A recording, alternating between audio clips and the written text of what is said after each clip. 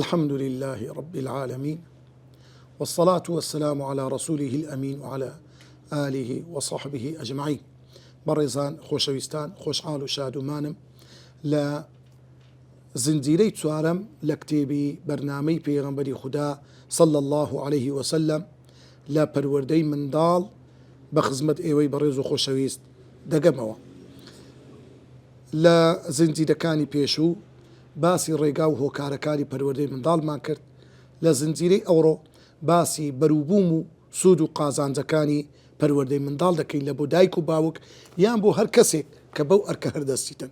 بەڕێزان، کاری پەروەردە کارێکی زۆر گرانە، کاری فێرکردنە، کاری یعنی پێگەیاندنی پیاوانە. ئەو کارش کاری تێگڕای پێغەمبەران بووە، بە تایبەت پێغەمبەری ئێمە صلى الله عليه وسلم کە دەفەرموێ ئینەما بوعثت معلما، خوای گەورە منی ناردووە وەکو فێرکار کە خەڵکی فێر بکەم. کاری دایک و باوچیش کاری هەر پەروەردی کارێک کە بە ئیشی پەروەردە هەردەستی، بەڕاستی ئەوە کارێکی زۆر پیرۆزە، زۆر گەورەیە، هەچەندە واجبە لەسەر دایک و باوچیش کە پەروەردەی منداڵەکانیان بکەن. سوود و قازانجی یەکەم لە بۆ هەر دایک و باوچێک، لە بۆ هەر کەسێک کە کاری پەروەردە دەکا، ئەویش ئەوەیە کە بەڕاستی منداڵ باشترین بەرەکەتی خوای گەورەیە لۆ ئەوەی کە ئەو دایک و باوکە هەم لە دنیای هەم لە قیامەتێ سوود و قازانج لەو منداڵانە دەکەن. پێغەمبەری خودا صلى الله عليه وسلم لە فەرمودەیەک کە ئیمامی مسلم ڕیوایەت دەکا دەفەرموێ إذا مات الإنسان انقطع عمله إلا من ثلاث، کاتێک کە ئینسان دەمری هەموو دەرگای خێر و چاکەکانی لەسەر دادەخرێ إلا لە سێ ڕێگا نەبی: صدقة جارية، خێرێکی بەردەوام هەمیشەیی نەبڕاوە لە دوای خۆی بەجێ هێشتووە، وەکو ئەوەی مزگەوتێکی دروست کردیا، وەکو ئەوەی قورئانێکی لە شوێنێک دانا و خەڵک لێی دەخوێنی، وەکو ئەوەی بیرێکی هەڵکەندیە، قوتابخانەی دروست کردووە، کتێبێکی تەبع کردیا، هەر شتێک لەوانە ئەوە صدقة جارية بە بەردەوام خێرەکە لە ئەو کەسە دەڕوە. دووەمین شت ئەو علم ينتفع به، یان ئەو کەسە خاوەنی علم و زانست و زانیاریەک بووە، خەڵک سوود لەو علمە وەردەگرن بەردەوام هەتایی. کەسێکی فێری نوێژ کردیا، کەسێکی فێری قورئان کردیا، علمەکی هەبووە دایتێ خەڵکی عمل بەو علمەی دەکەن، هەمیشە و بەردەوام خێر و چاکە لە بۆ ئەو کەسەی دەنووسرێ. خاڵی سێم، دەرگای سێم کە بە هەمیشەیی و هەتایی خێر لە ئەو کەسە دەڕوا، ئەو وەلد صالح يدعو له، یاخود سێم منداڵێکی چاک دوعا لەو داک و بابەکەی دەکە بە هەمیشەیی بە بەردەوام. بەڕاستی ئەوە دەرگای خێر و ڕەحمەتی خوایە لە بۆ ئەو دایک و باوکە. بزانە منداڵ چ نیعمەتەکە. لۆیە ئیبن ئەبی حاتم دەجێڕتەوە لە ئەبوو دەردا دەفەرمێ باسی لای پێغەمبەری خوا صلی الله عليه وسلم باسی تەمەندرێژیمان کرد. فقال پێغەمبەری خوا فەرمووی إن الله لا يؤخر نفسا إذا جاء أجلها، خوای گەورە ئەگەر ئەجەلی کەسێکی هێنا بە هیچ نەعەگڕەتی ناکات و دوای ناخا. وإنما الزيادة في العمر، بەڵام ئینسان ئەگەر بیەوێت تەمەنی درێژ بی، أن يرزق الله العبد ذرية صالحة، ئەوەیە کە خوا منداڵێکی صالح بداتە ئینسانێکی.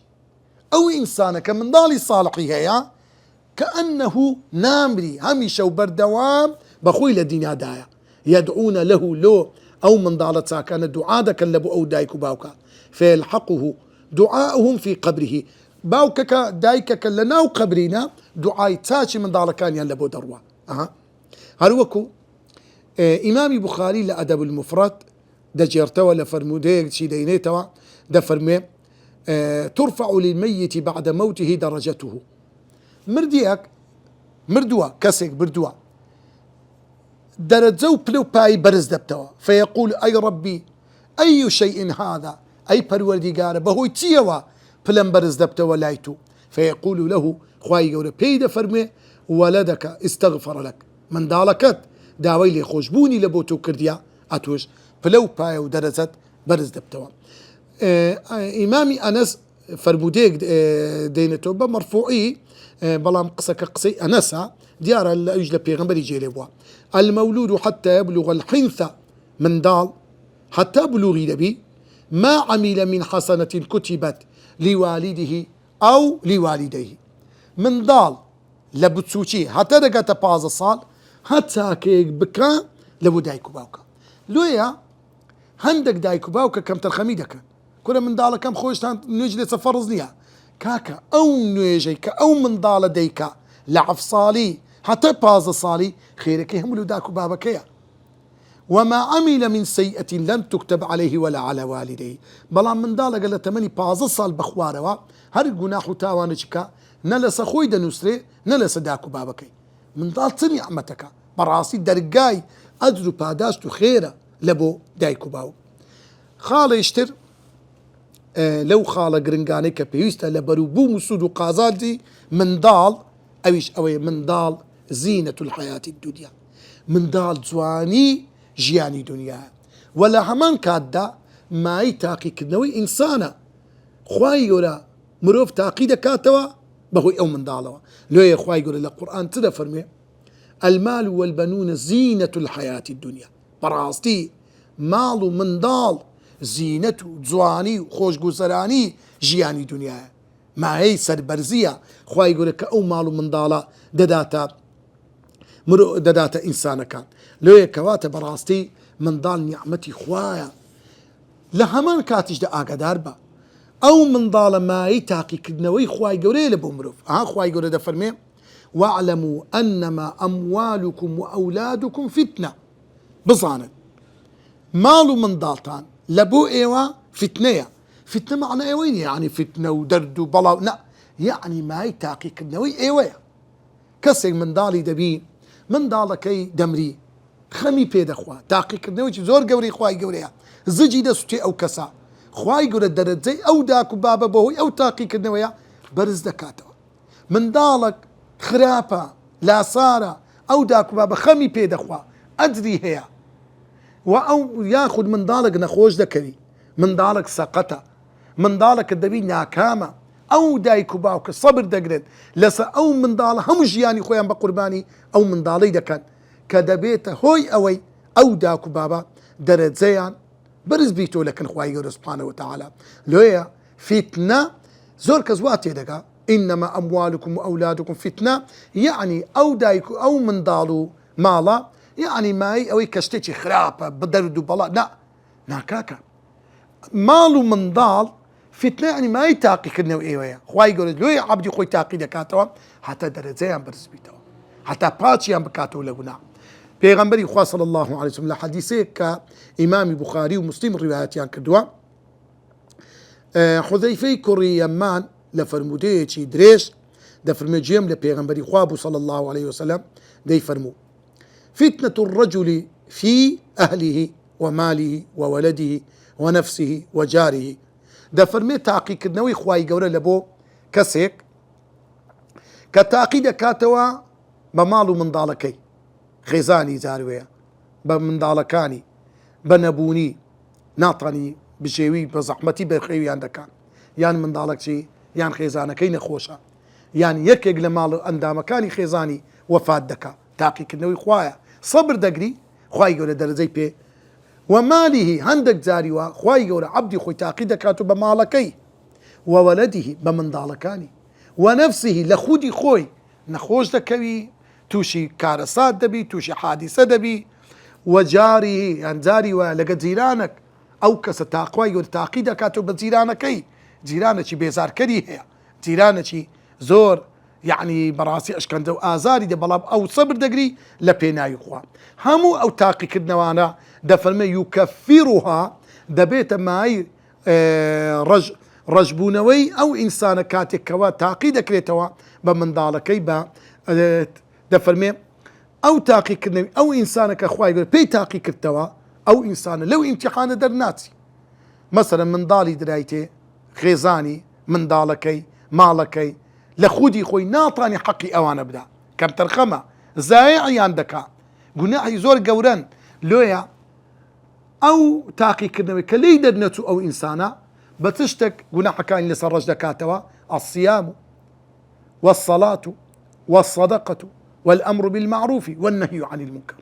ڕۆژیەکەت نوێژەکەت و فەرمانکردنی تو بە چاکە و ڕێگریکردنی تو لە گوناح لا خراپەکاری ئەوە هەمووی دەبتە هۆکاری ئەوەی کەوا کاتێک کە خوا تاقی کردی و خوای گەورە نیعمەتی خێزانی لەگە کردی، نیعمەتی منداڵی لەگە کردی، نیعمەتی ماڵی پێ لەگە کردی، لەگە جیرانەکەت باشنی ئەو نوێژ و تاعەت و عیبادەتانە گوناحەکانت لەسەر ڕەش دەکاتەوە.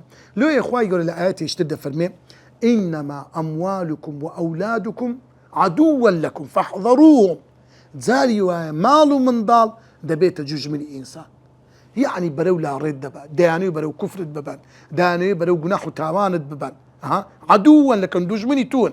دائما یعنی دوژمن چاکەی داوی لە بۆ کەسێک، یعنی دەیانەوێ پێت بترازێنن، دەیانەوێ تووشی هەڵدێر و ماڵوێرانیت بکەن. ئەوەیە عەدوو، کەواتە بەڕاستی منداڵیان زینەیە یان فتنەیە یاخود عەدوو و دوژمنە. کاتێک منداڵەکەت بخوا نەخواسە خوای گەورە هەموو لایەک مەستر کە، کافر بی، بێدین بی، دەعوە و بانگەوازی بکە، ناچارت بکە کە بەرەو کوفرت بە نەعوذ بالله، بەڕاستی ئەوە دوژمنە، خوا پەنامەمدا. خاڵی سێیەم یەکێک لە سوود و قازانجەکانی پەروەردەی منداڵ، بەرهەمی پەروەردەی منداڵ، مرۆڤ لە سیڕاعێکدا دەبی، لە بربەرەکانەیەکدا دەبی لەگە شەیطان. شەیطان بە هەموو هەول و قووەتی خۆی دەوێت ئەو منداڵی ڕاکێشی بەرەو خراپەکاری، بەڵام ئەتوو ڕازینی، ئەتوو ڕوبەڕووی شەیطان دەبیەوە. لۆیە وا دەکەی ئەو منداڵە پەروەردە بکەی بە پەروەردەیەکی خوا ناسانە. ئیمامی موسلیم دەجێڕتەوە پێغەمبەری خوا صلی الله عليه وسلم دەفەرمێ خوای گەورە دەفەرمێ ئینی خەلەقت عیبادی حونەفاء. ئەمن ئەو کاتێک کە منداڵێک خەلق دەکەم، عەبدەکانی خۆم خەلق دەکەم، حونەفاء واتە مەیلیان لە بۆ تەوحید هەیە، لادەرن لە شرک، یعنی کە لە دایک دەبی ئەو منداڵە بەو شێوەیە. فجاءت الشياطين فاستالتهم عند شەیطانەکان دێن ئەو منداڵە لاڕێ دەکەن، لایەن دەبەن لەسەر ڕێگەی حەق، لەسەر ڕێگەی دینی خوای گەورە سوبحانه وتعالى. لۆیە بەڕێزان خۆشەویستان، خاڵی هەرە گرنگ ئەوەیە کە ئینسان بەڕاستی کاتێک کە شەیطان دەیوێ ئەو منداڵە لاڕێ بکە، ئەتوو ڕوبەڕووی دەبیەوە.